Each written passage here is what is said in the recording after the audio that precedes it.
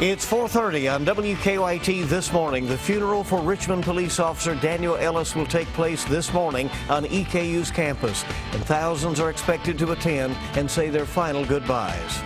Folks are also showing support to another fallen first responder who died this week. We'll show you how coming up.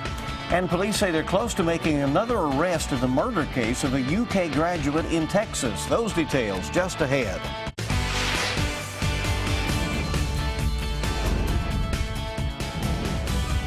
This is WKYT This Morning. Good morning to you, bright and early. We're glad you're with us, and it is Veterans Day as we thank all of our veterans for their service. I'm Bill Bryant. And I'm Rebecca Smith, and the same goes for me. I have that same sentiment. Thank you, veterans. And let's check with Micah now for a look at weather. Yeah, we're looking outside with that clear start, and that clear start has made it really cold outside as those clouds really filtered away yesterday.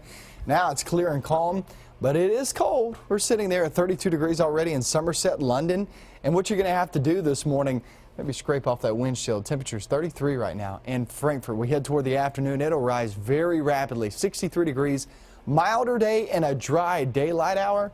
But then we hit the night, and here comes some storms. I'll show you what you can expect out of that in just a few minutes.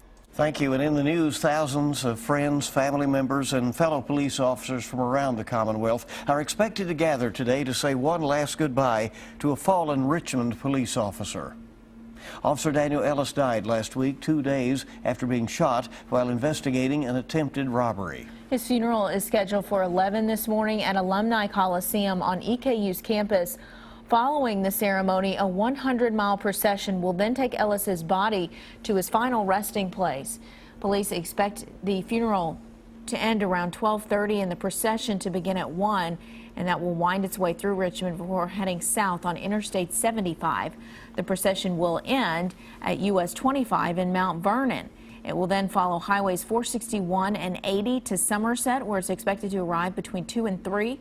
The procession will then follow the Cumberland Parkway to Highway 127 and is expected to arrive at the cemetery in Adair County around 4. For those who cannot attend Officer Ellis's funeral this morning, you can watch it live on WKYT.com.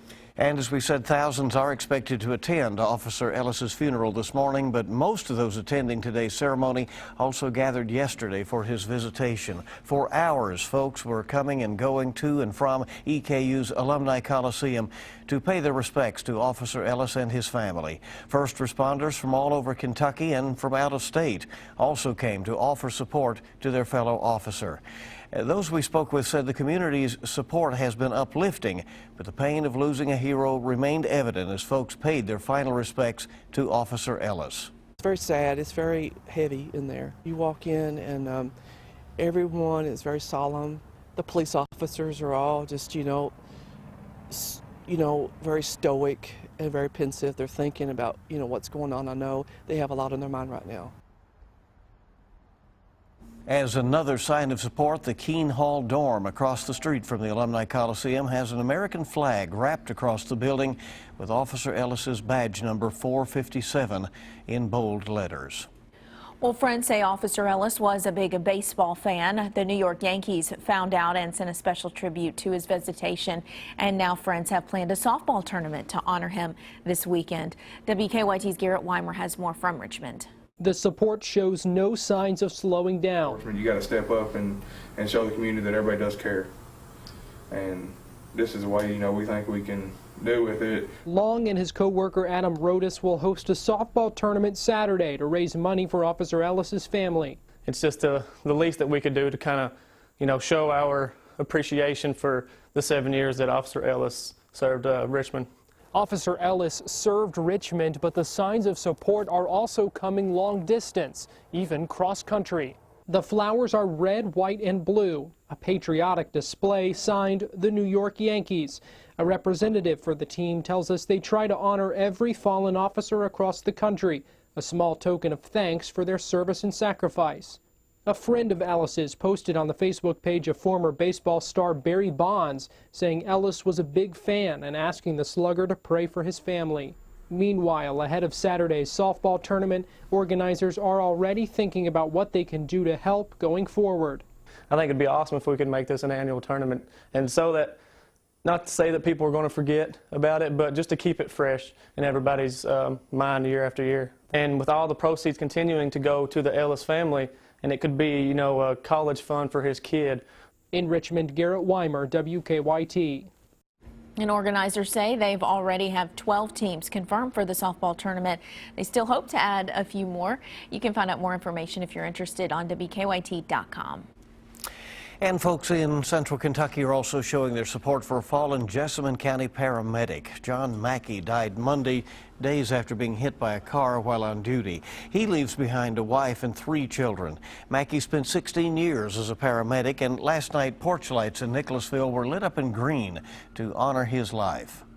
Not only are they a part of our community as a fellow neighbor, but they're also something that we need in the time of need. And fortunately, I didn't have the need to know them, but those who were in need, he came to their aid.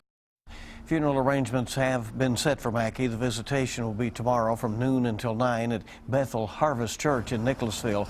The funeral will be Friday afternoon at 2. It will also be at the church. Well, there are some new developments this morning in the case surrounding the murder of a UK graduate in Texas. Sources tell CBS affiliate KRLD that police are in the process of extraditing Brenda Delgado from Mexico. Delgado is accused of hiring a hitman to kill Kendra Hatcher, a dentist in Dallas. Hatcher was dating Delgado's ex-boyfriend. 2 other people, Christopher Love and Crystal Cortez, are also accused in the case. Police say they think Delgado hired Love to kill Hatcher and promised to give him drugs and money from a drug cartel in return. This morning, we are continuing to track the investigation into a fire at a southern Kentucky plant that sent multiple fire departments to the scene. The fire started around 6:30 last night at CTA Acoustics in Corbin. No injuries were reported. CTA Acoustics says that the fire started in the exhaust system at one of their ovens. They say the building was evacuated safely. Firefighters were able to minimize damage. CTA says they do not expect major disruption to their operation and expect all employees to report to work as scheduled. You may remember back in 2003, an explosion at the old CTA Acoustics facility in Corbin killed 7 people and injured dozens more. Certainly a terrible event back then. Our time this morning is 4:37, and 2 people are facing charges this morning after leading police on a wild chase in Franklin County. Frankfort police say they pulled over a car with a stolen license plate, but they say cruiser camera footage shows the driver then took off and nearly hit a police officer. Police say the car later crashed through a nearby gate before the driver and the passenger jumped out and ran away. Police eventually found the passenger hiding in a pickup, and the driver was hiding in a doghouse. This is the first time that I'm aware of that we found somebody hiding in a doghouse with our dog. Police say the driver, Miranda Skinner, is now facing several charges, including attempted murder of a police officer. The passenger, Brian Wells, was also arrested. Well, this morning it appears Lexington police are on track to have body cameras for officers by next summer. According to our partners at the Herald Leader, Lexington police will ask for bids for the body cameras and storage for videos by January or February. The department hopes to have the cameras by June. The city set aside $600,000 to buy the body cameras. As temperatures drop, it means that fire season is on us, and to make sure that you are prepared, the Lexington Fire Department is continuing to help by giving away free smoke detectors. Those detectors are being given away. They have a value of $35, but they're free to anyone in Fayette County thanks to a donation from the Red Cross. However, there is one rule. In order to get a free detector, you have to let firefighters come out and install it for you. Homeowner Greg Thomas took them up on that offer because he did not want to take a chance of not having a working smoke detector. This is wintertime. You hear about the kerosene heaters, which I do have one of those. I don't use it unless my heat goes out.